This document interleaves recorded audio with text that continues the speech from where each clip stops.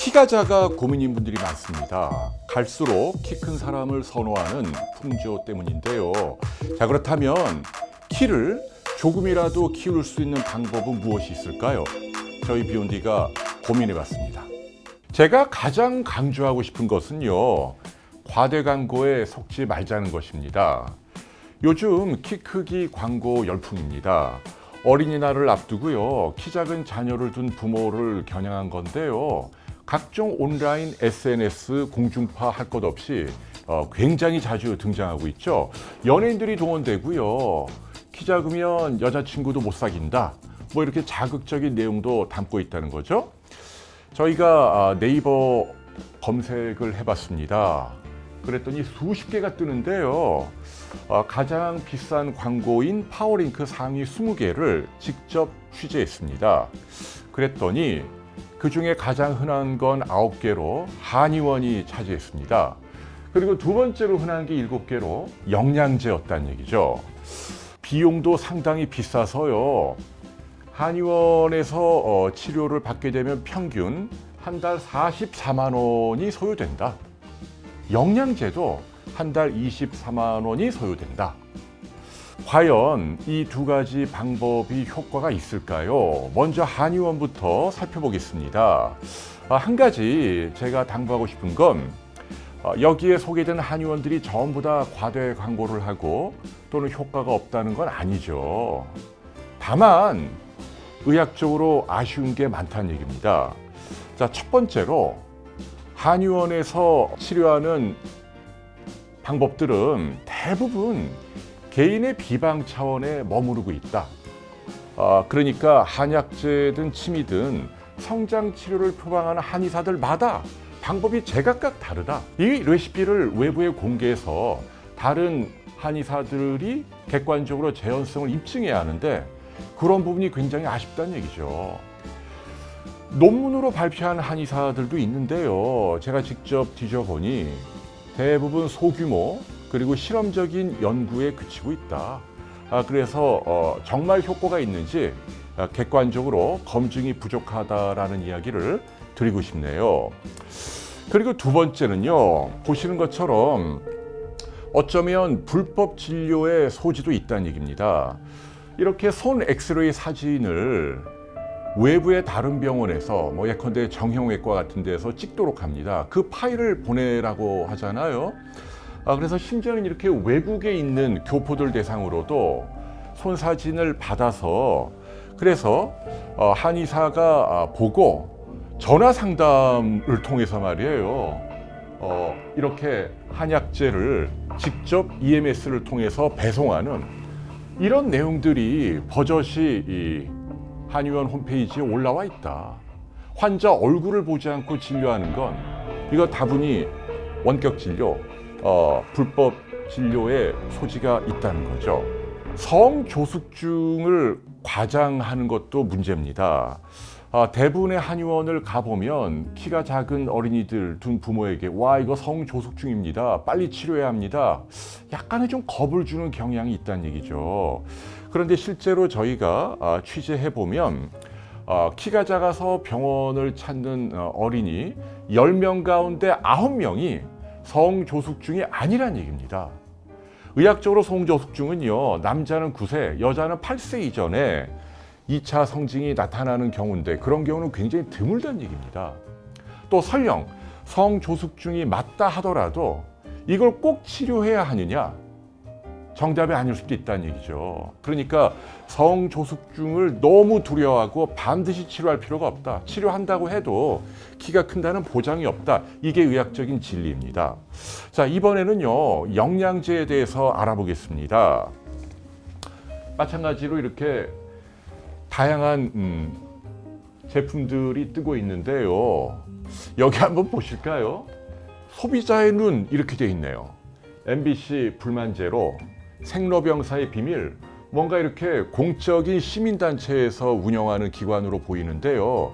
여기를 실제 클릭해서 들어가 보면 요란한 설명이 있는데 결국은 마지막에 어떤 특정 영양제 회사를 은근히 소개하는 결론을 내리고 있습니다. 이게 좀 의심스럽다는 얘기죠. 실제로 저희가 이 회사를 취재해 보니 2년 전에 합성 비타민을 몰래 섞어 놓고 외부에는 100% 천연 비타민이라 이렇게 팔다가 식약처에 적발돼서 영업정지 처분까지 받았던 회사라는 거죠.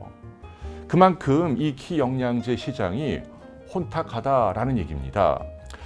대부분의 키 영양제는요, 핵심 성분이 환기 추출물입니다. 환기라는 게 환약제잖아요. 여기에서 여러 가지 성분들을 배합해서 만든 것들이 유일하게 식약처를 통해서 키 큰 데 도움이 된다라고 공인된 성분입니다. 여러분들이 알고 있는 키 영양제는 대부분 이 환기 추출물을 원료로 만든 제품들입니다.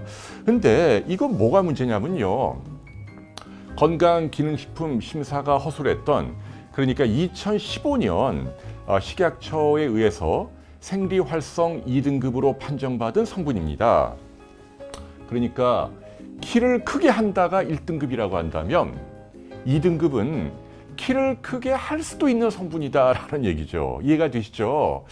해당 업체가 내놓은 소규모 임상 연구가 있습니다. 그걸 바탕으로 이제 허가도 받고 특허도 받았는데요.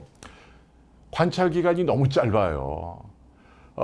이들 제품 홈페이지 가보면 3개월 관찰한 결과를 내놓습니다. 그래갖고 3.3mm 늘린다 이렇게 얘기하고 있죠. 키라는 게 3개월 만에 알 수 있습니까? 최하 2, 3년은 관찰해야 하는데 고작 3개월 관찰해서 그것도 안 먹은 사람에 비해서 먹었더니 3.3mm 늘었다. 그래서 국회 국정감사에서 이 부분이 지적이 된 거죠. 더 오래된 장기간 데이터를 갖고 와라. 그래서 식약처를 통해서 이들 업체가 공개한 내용인데 이거 여러분 보시면요, 24주, 그러니까 6개월 관찰한 결과를 발표했네요. 그랬더니 놀랍게도 결과가 더 나빠졌습니다. 2.9mm 늘렸다는 거죠. 그런데 이 6개월 동안 환기 추출물 영양제를 먹으려면 평균 144만 원의 비용을 쓴다는 얘기입니다. 여러분 같으면 144만 원 써서 2.9mm 늘리게 하겠냐고요. 그나마 이 결과도 제가 보기엔 이게 통계적인 우연인지 더 장기간에 걸친 검증이 필요하다는 뜻입니다.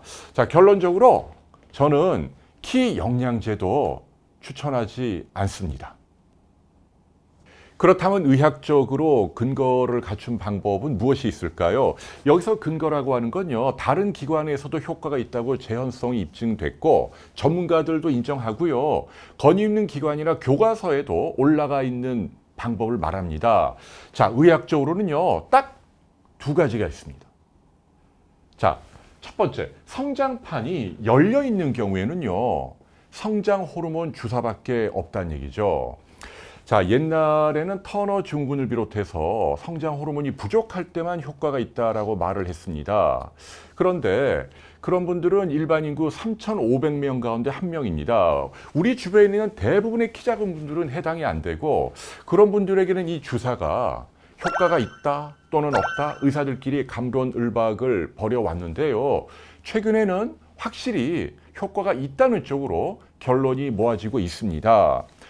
미 식품의약국 FDA는요, 이미 2003년도 공식 허가를 내렸습니다. 그러니까 성장 호르몬이 정상적으로 분비가 돼도 키가 작으면 주사를 의사들이 처방할 수 있도록 했다는 얘기죠.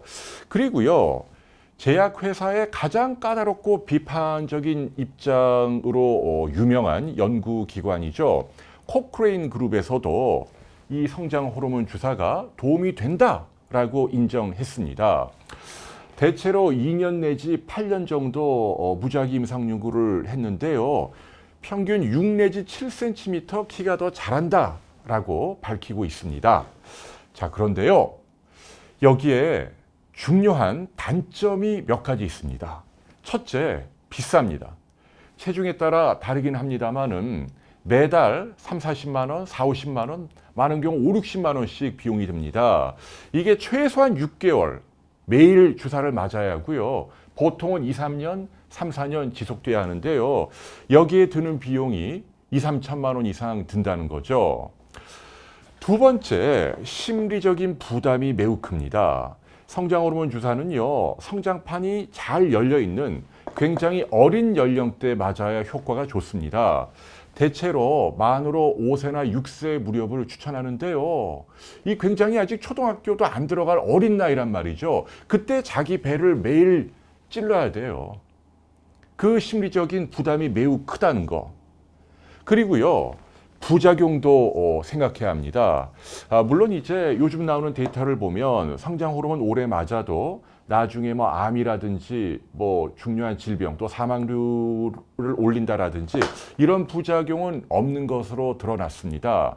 다만 한 가지 기억해야 할 게요. 성장판이 너무 빨리 자라면서 약해질 수 있다는 거죠. 혹시 크레카 중에 그 산도 네. 산도 안에 하얀 거 그렇게 있잖아요. 하얀 크림이 있는데 안고, 예. 크레카 두 개를 잡고 이렇게 움직이면은 싹 움직여요. 그 크림이 약한 부분이라서 거기서 움직이죠. 성장판이 그 크림에 해당하거든요. 근데 크림이 키가 커지면 더 약해져요. 그게 체중이 좀 많이 나가는 애가 자꾸 누르면 찌 미끄러집니다. 어이구. 뼈 사이 골반 뼈에서. 서울대학교 어린이 병원장이죠. 정형외과 전문이기도 한 조태준 교수님이 이렇게 얘기합니다. 산도 안에 크림이 성장판에 해당되는 거죠. 물론 이게 자주 일어나는 부작용은 아닙니다만은 우리가 유념해야 하는 부작용이라는 얘기죠. 자, 그래서 저희 비욘디의 결론은 성장 호르몬 주사 도움됩니다. 그러나 경제적인 여유가 있어야 하고 그 다음에 정신적인 부담을 아이가 이겨낼 수 있어야 합니다. 그리고 모든 키 작은 어린이에게 다 효과가 나타나는 게 아니란 얘기입니다. 그래서 반드시 성장 클리닉을 찾아서 전문가와 상담을 하실 필요가 있습니다. 각종 유전자 검사나 이 안면의 골격 기형 여부를 살피게 되면 성장 호르몬 주사가 효과가 있을지 없을지 어느 정도 짐작이 된다고 하죠. 자, 그렇기 때문에 5, 6세 무렵에 자녀를 둔 부모인데 아이의 키가 또래보다도 꼴찌에서 3등 이내로 작다. 그런 경우에 한해서 전문가를 찾아서 성장 호르몬 주사를 검토해 보시기 바랍니다. 두 번째로 의학적으로 검증된 수단이 사지 연장술이죠. 성장판이 닫혀 있을 때 이미 키가 다 자란 경우 유일한 수단인데요. 말 그대로 수술로 키를 늘려주는 거죠. 다리뼈를 일부러 자르는 겁니다. 그래서 매일 1mm씩 조금씩 늘려주는 거죠. 그리고 2, 3일 굳어질 때까지 또 기다리고 또 다시 늘려주고 기다리고, 네, 이런 방법을 하게 되면 최대 10cm까지 무난히 늘릴 수 있다는 얘기입니다. 보시는 것처럼 이런 외고정 장치 또는 이렇게 뼈 안에 심는 내고정 장치, 이 두 가지를 병합해서 속성으로 하기도 하는데요. 보통은 이제 허벅지 뼈를 자르기도 하고요. 아니면 정강이 뼈를 자르기도 하고, 욕심을 낼 경우에는 둘 다 자르기도 하는 거죠. 자, 옛날에는요, 이 시술이 뼈는 늘릴 수 있는데 주변의 신경이나 근육은 늘릴 수 없기 때문에 여러 가지 합병증이나 부작용이 많다고 알려져 왔습니다. 그런데 실제로 저희가 취재를 해보면 5 내지 6cm 정도 늘리는 데에는 말씀드린 신경이라든지 근육을 늘리는데 큰 무리가 따르지 않는다는 얘기죠. 그리고 이 시술은 이미 수십 년 전에 개발된, 그리고 양쪽 다리의 길이가 다른 각종 사고 등으로 그럴 때 한쪽 다리의 길이를 늘려주는 용도로 이미 우리나라에서도 많이 시행하고 있다. 그런데 문제는 이 방법도 막대한 반대급부를 치러야 한다는 거죠. 일단 비쌉니다. 최소 2, 3천만 원 이상의 비용이 들죠. 건강보험 적용을 전혀 받지 못합니다. 더 중요한 건요, 오래도록 최소 6개월에서 1년까지 침대나 휠체어에 누워 있어야 한다. 걸어 다니질 못한다는 얘기죠. 한창 나이에 그 기간이 얼마나 소중합니까? 그리고 또 굉장히 아프다는 얘기예요. 몰핀과 같은 마약 진통제를 많이 맞아야 할 수도 있다. 그리고 더 중요한 단점은요, 죽을 수도 있다는 얘기입니다. 사진에 보이는 분은 연극 지망생 김모 군입니다. 수년 전에 지하철을 내려가다가 사지 연장술을 광고하는 걸 보고요, 어머니와 함께 찾아서 수술을 받았다는 거죠. 당시 나이가 23살이고요. 근데 제가 안타까웠던 건 키도 174cm였다는 거예요. 그런데 수술 받고 일주일 만에 폐색전증으로, 그러니까 폐동맥에 혈전이 막히는 거죠. 그래서 숨졌다는 얘기죠. 김 군의 부친 어른을 제가 직접 만났습니다. 눈물을 글썽이면서 앞으로 내 아들과 같은 비극이 재현되지 않길 바란다. 비욘드를 통해서 이 수술의 부당함을 널리 알려달라고 호소했습니다. 저도 심정적으로 공감합니다. 자, 그런데 결론적으로 이 수술이 그러면 과연 must not, 받지 말아야 하는 수술이냐? 꼭 그런 것만은 아니란 것입니다. 미국 컬럼비아대 병원 정형외과 김용정 교수님과 전화로 인터뷰했습니다. 하이트 디스포리아라는 진단명이 있어요. 그러네요. 하이트 디스포리아 있더라고요. 네. 네, 하이트 디스포리아라고 진단을 받으면 수술을 해도 된다고 생각을 해요. 그렇구나. 반대할 수는 없다라는 거죠. 이분도 보편적으로 이 수술을 권한다는 얘기하지 않았습니다. 그러나 아주 극단적인 경우 표현을 이렇게 하시네요. 하이트 디스포리아. 키 때문에 굉장히 불쾌하고 괴로운 분들. 일종의 정신질환이죠. 그러니까 극단적인 생각까지 하는 경우라면, 그런 경우라면 이 수술을 받는 게 윤리적으로 틀린 건 아니다. 받을 수 있는 수술이고, 지금은 수술 기법이 많이 발전해서 사람이 생명을 잃는 것과 같은 그런 무시무시한 합병증이 생길 확률은 매우 낮다라고 이야기를 하고 있습니다. 결론적으로 아주 소수의 키 작은 분들이 이 모든 단점을 극복할 각오가 되어 있을 때 마음을 단단히 먹고 신중하게 결정해서 해야 할 수술이다라고 말씀드릴 수 있겠네요. 성장 호르몬도 그렇고 사지 연장술도 부담스럽다면 어떤 방법이 있을까요? 저희 비욘디가 여러분께 추천하는 방법을 소개해 드립니다. 저희 게시판에 올라온 글인데요. 25살 된 남성입니다. 키가 171cm라고 얘기하네요. 그런데 놀라운 건 이분의 동생이 일란성 쌍둥이인데요. 키가 무려 198cm래요. 그런데 동생은 큰아버지 댁에서 자라고 운동도 하고 밥도 잘 먹었다라고 얘기하네요.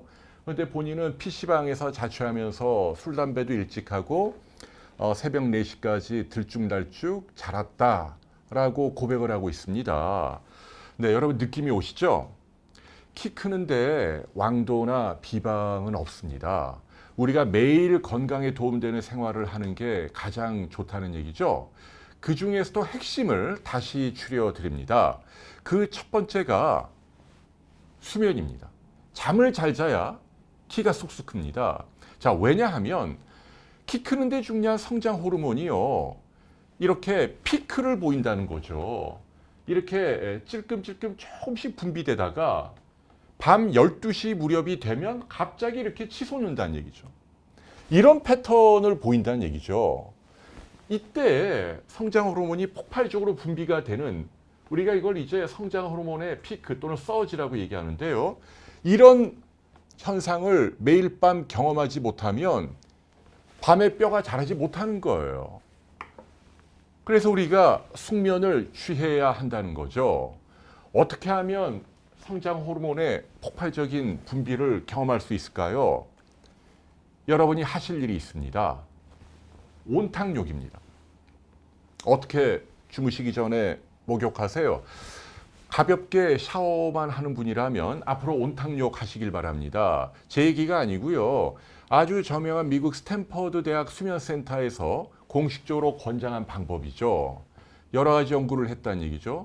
온탕욕을 하니까 숙면을 취할 수 있고 불면증을 이겨낼 수 있더라라는 얘기입니다. 자, 제가 디테일 알려드릴게요.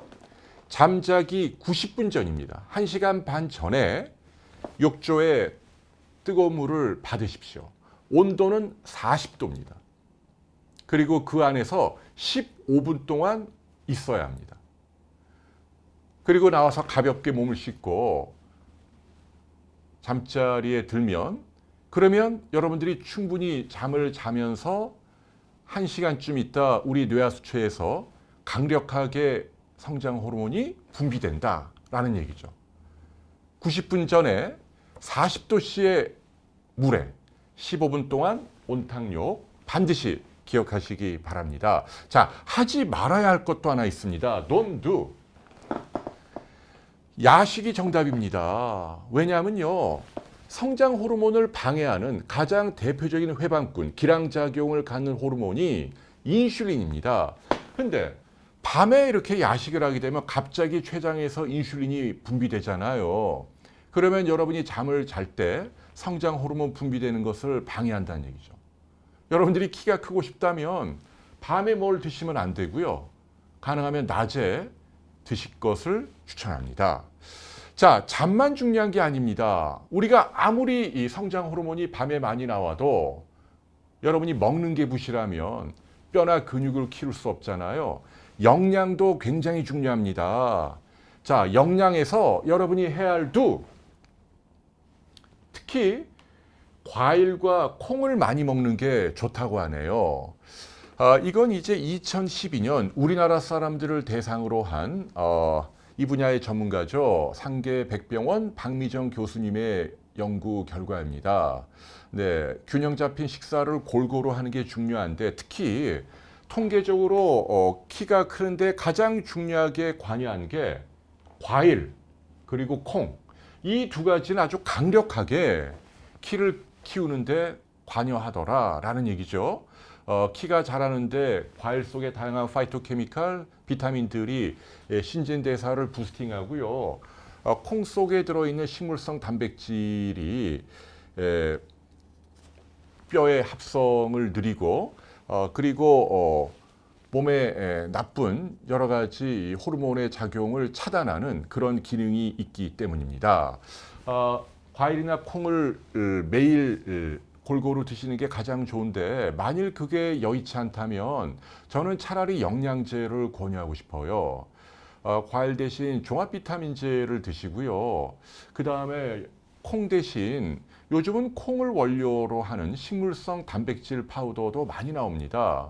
거기에다가 하나 더 추가한다면 햇볕을 대신해서 비타민 D를 추가하면 비타민 D가 또 뼈 합성에 도움이 되니까 일석삼조다. 그러니까 종합 비타민, 비타민 D, 그 다음에 콩 단백질을 원료로 하는 단백질 파우더를 여러분께 차선책으로 추천할 수 있겠습니다. 자, 그렇다면 해서는 안 되는 게 뭘까요? 환경 호르몬입니다. 아시잖아요. 환경 호르몬에 많이 노출되면 그러면 성조숙증을 비롯해서 키가 자라는 것을 방해한다. 이미 입증된 사실입니다. 그래서 우리 청소년 여러분 또 영유아 여러분께도 당부드립니다. 컵라면, 종이컵 아니면 플라스틱 용기를 전자레인지에 넣어서 가열하는 방식 한마디로 인스턴트 푸드입니다. 이런 것들을 어릴 때부터 철저하게 먹지 말도록 부모님들이 교육할 필요가 있다.